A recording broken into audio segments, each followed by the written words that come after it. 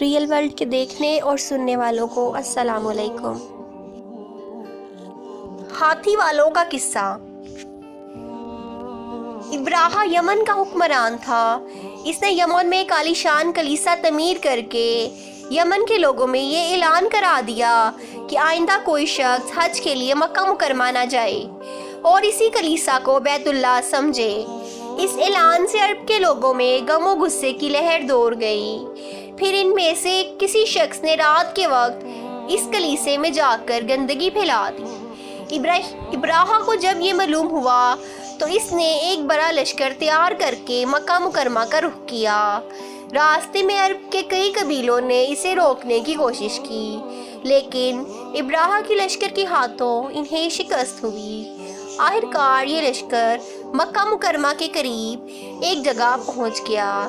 اگلی صبح جب اس نے بیت اللہ کی طرف بڑھنا چاہا تو اس کے ہاتھی نے آگے بڑھنے سے انکار کر دیا۔ اسی وقت اس کی طرف سے عجیب و غریب قسم کے پرندوں کا ایک گول آیا اور لشکر پر چھا گیا۔ ہر پرندے کی چونچ میں 3 کنکر تھے جو انہوں نے لشکر کے لوگوں پر برسانے شروع کر دیے۔ ان کنکروں نے لشکر کے لوگوں کے جسموں کو چیر کر رکھ دیا۔ یہ عذاب دیکھ کر سارے ہاتھی بھاگ کھڑے ہوئے۔ لشکر کے سپاہیوں میں سے کچھ وہیں ہلاک ہو گئے اور کچھ جو بھاگ نکلے وہ راستے میں مر گئے۔ ابراہا کے جسم میں ایسا زہر سرایت کر گیا کہ اس کا ایک جوڑ گل سڑ کر گرنے لگا۔ اسی حالت میں اسے یمن لایا گیا۔ وہاں اس کے سارے بدن سے خون بہہ کر ختم ہو گیا۔ اس کی موت سب سے زیادہ عبرتناک ہوئی۔ اس کے 2 ہاتھی بان مکہ مکرمہ میں رہ گئے تھے جو اپاہج اور اندھے ہو گئے۔ اسی طرح اللہ پاک نے اپنے گھر کی حفاظت فرمائی اور طاقت پر غرور کرنے والوں کو سزا کا مزہ چکھایا۔ قرآن پاک کی سورۃ فیل میں اللہ تعالیٰ نے اس واقعے کو یوں بیان کیا ہے، کیا تو نے نہ دیکھا کہ تیرے رب نے ہاتھی والوں کے ساتھ کیا کیا؟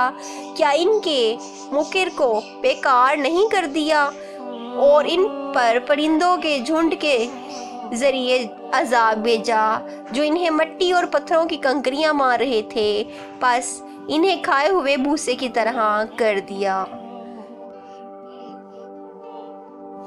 ایسی مزید ویڈیوز کے لیے ہمارے چینل کو سبسکرائب کریں اور بیل آئیکن کو کلک کرنا مت بھولیں۔ جزاک اللہ خیر۔